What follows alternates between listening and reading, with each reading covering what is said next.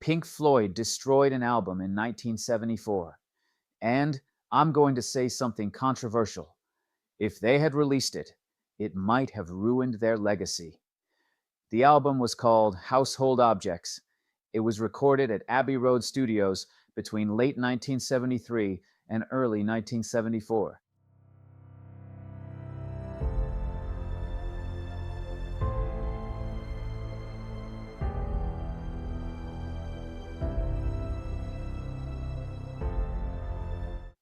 It came directly after The Dark Side of the Moon, and it was intentionally abandoned.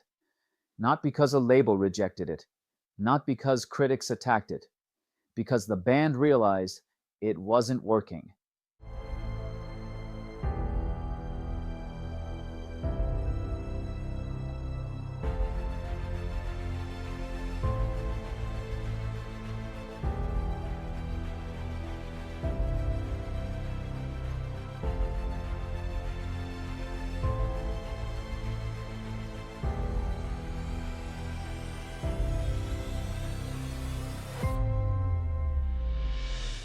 Now imagine the timing.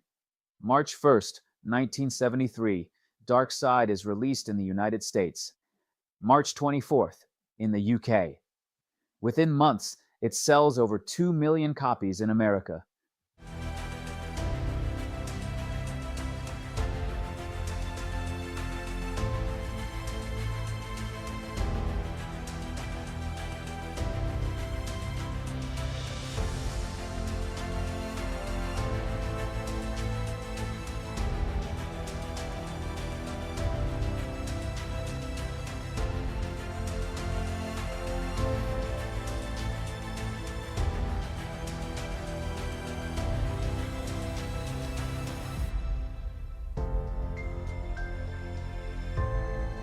By 1974, it reaches number one on the Billboard 200. Eventually, it sells more than 45 million copies worldwide. It stays on the Billboard chart for over 900 weeks, 17 consecutive years. That is not success. That is cultural occupation. And here's what makes this story dangerous. When you create something that complete, you risk becoming trapped inside it. David Gilmour later admitted in interviews, "We thought, what are we going to do now?"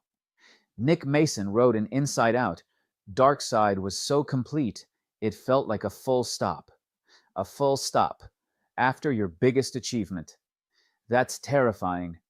Roger Waters was increasingly becoming the conceptual driver of the band. He had shaped the themes of Dark Side: time, money, insanity, mortality. Rick Wright's chords gave it emotional lift. Gilmour's guitar made it human. Nick Mason provided discipline and structure. The chemistry was balanced. But balance under pressure becomes instability. And so, instead of building on Dark Side, they did something radical. They removed the instruments.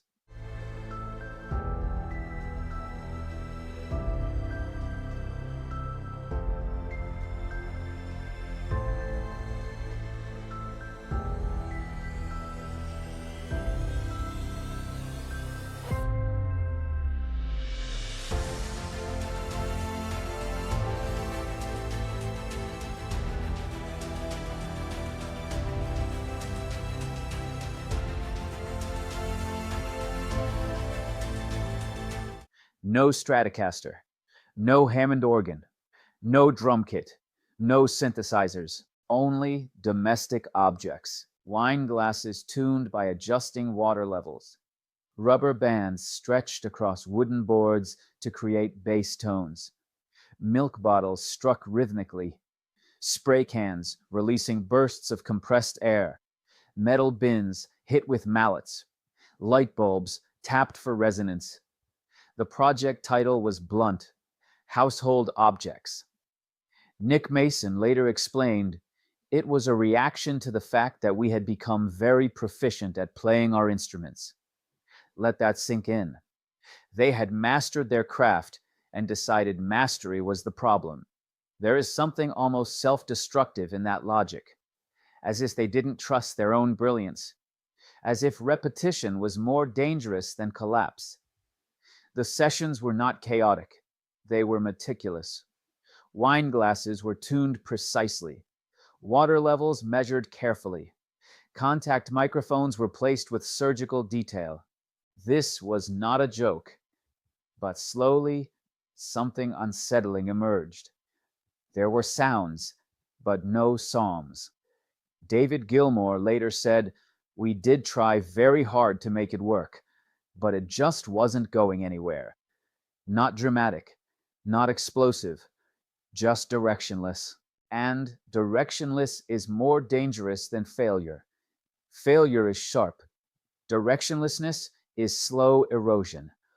Rick Wright, whose harmonic architecture defined Floyd's atmosphere, had limited space inside vibrating glass tones. Gilmour's expressive guitar phrasing had nowhere to live. Mason's dynamic drumming became reduced to found percussion. The experiment didn't expand them.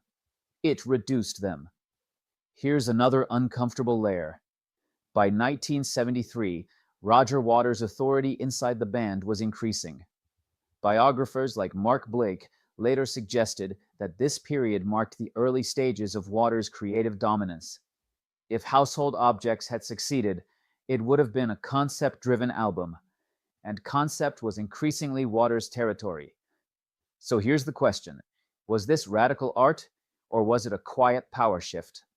Nick Mason later described the sessions as interesting for about 5 minutes. That's dry British understatement. Translation? It lacked heart. Meanwhile, Dark Side continued selling millions. EMI expectations were enormous. Tour revenues were climbing. The band was becoming an arena phenomenon. And inside Abbey Road, they were striking milk bottles. By late 1973 into early 1974, months had passed. No finished album, just experiments, fragments, ideas that felt clever, but emotionally hollow. Roger Waters would later describe the band at that time as feeling lost. Lost after success, lost in expectation, lost without Syd Barrett. Syd had left the band in 1968, but his absence still haunted them. The emotional core of Pink Floyd had always been tied to what was missing. And then, almost accidentally, Waters plays a simple 4-note descending bass line. Gilmour answers with sustained guitar. Rick Wright layers electric piano chords. Mason locks into a restrained pulse. And suddenly, music returns. That embryonic idea becomes "Shine On, You Crazy Diamond." And in that moment, Household Objects dies. What replaces it becomes "Wish You Were Here," released September 12, 1975.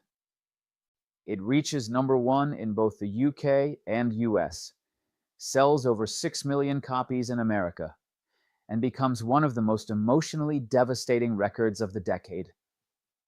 During those sessions, one of rock's most haunting episodes occurs.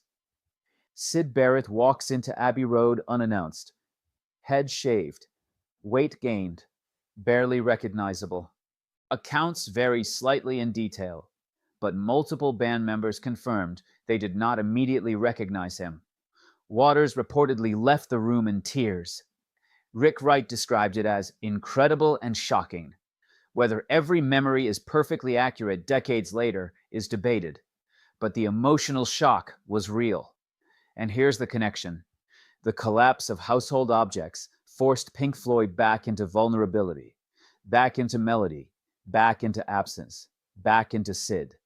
Instead of dismantling music into abstraction, they confronted memory directly. Here's the final controversial thought.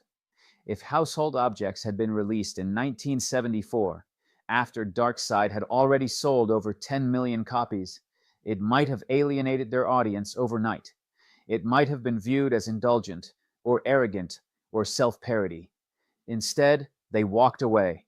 They abandoned months of work. They chose cohesion over ego. From there came a sequence that defined them. Wish You Were Here, 1975. Animals, 1977. The Wall, 1979, selling over 30 million copies worldwide. Internal tensions would intensify. Waters' dominance would grow. Rick Wright would be temporarily forced out during the Wall sessions. But in 1974, the collective still functioned, still capable of self-correction. Only fragments of household objects survive.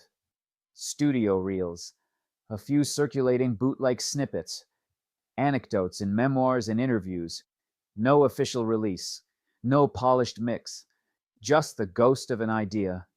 And maybe that is fitting, because this wasn't just an album that failed. It was an album that forced Pink Floyd to confront themselves. It was post-masterpiece anxiety captured on tape. It was the sound of a band nearly dissolving into concept, and choosing not to. Sometimes the most important album in a band's history is the one they destroyed. And in 1974, Pink Floyd destroyed household objects. And in doing so, they may have